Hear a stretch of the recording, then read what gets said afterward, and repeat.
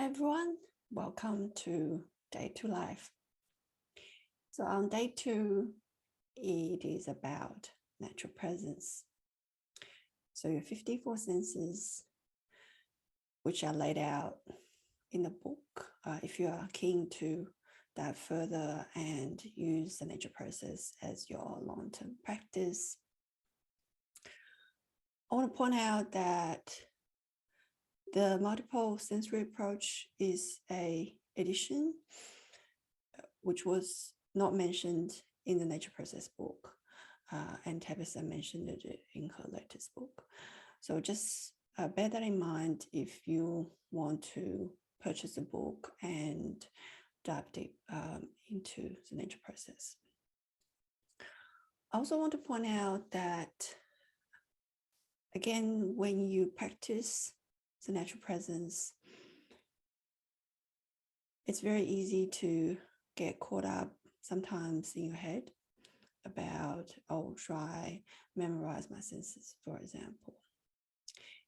Please, since we're all busy parents, save yourself some time and don't keep the bar too high sometimes, because memorizing the senses is not really the point, to be honest, of natural presence. It is about being able to access these senses on your device or on a piece of paper or from your book, for example. And as you practice more of these senses, you'll be able to remember them, at least some of them, gradually. For me, it probably took years of practice for me to remember. So I thought I'll just mention that in case some of you think that I want to memorize these senses. No, it's not part of the testing point, if you like, for the nature process. The whole nature process is always about your experience. And Tabitha has taught in a way that she's using very simple languages. And in this challenge, you'll also see that there's not much learning there. I've minimized the learning, and everything that you need to remember is laid out in front of you so that you don't need to remember. And it is about your experience and practice. Also want to mention that if you have done the exercise today, you may find that some of the senses you're not that familiar, or you feel, I've had the experiences before, but it doesn't occur to me very often. Or maybe I'm not familiar with that sense at all. So please don't ignore these senses, rather finding ways to practice them. For me, the sense of horticulture was a sense that I did not practice very much. I could go into the history of me growing the plants, but that was the whole point. And also I had young kids, so I was really avoiding this sense. I thought I have all the other senses I could practice. But Tabitha really inspired me by showing me how many pot plants she's got just in one room. And of course, she's got the allotment.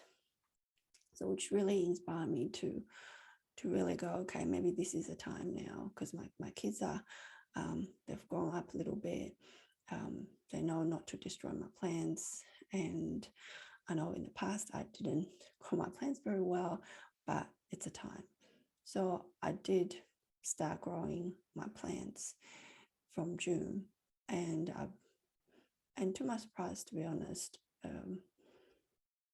my sense of horticulture has improved a lot. Now I'm actually fond of growing plants rather than maybe I'll just give it a go. So I hope that gives you a sense of how avoiding the sense may not be the the best strategy. And it does take time for senses to develop. So please don't be hard on yourself if you feel, okay, here are the 13 senses in day 2 challenge, and I just don't want to dive maybe 1 or 2 of them quite yet. I feel a bit of resistance. Please give yourself the time and the space if you feel you're a bit resistant to dive into some of the senses, just in case. And also I want to mention that if you haven't got the time to share your homework, let's put it that way, I totally understand. We are all busy parents here, but if you ever find time to share your homework, and please do. And I'll definitely be looking into them, making comments, and hopefully will help you to open your perspective so that you can deepen your connection with the natural world and bring more positive nature experiences into your life. I think that's all I want to share today. I just want to mention a quick summary point that in my own experience, using the multiple sensory approach is always faster in helping me get grounded, become present. It does take a bit of practice if you haven't found this approach yet, or you haven't really heard of it. And for me, I alternate sometimes, because sometimes it's just easy to tune into one senses. But I find overall that if my mind was busy, using the multiple sensory approach was a lot easier to get present within a shorter period of time. But don't take my word for it. Practice and see what it is like for you. That's all I want to say for Day 2 Live.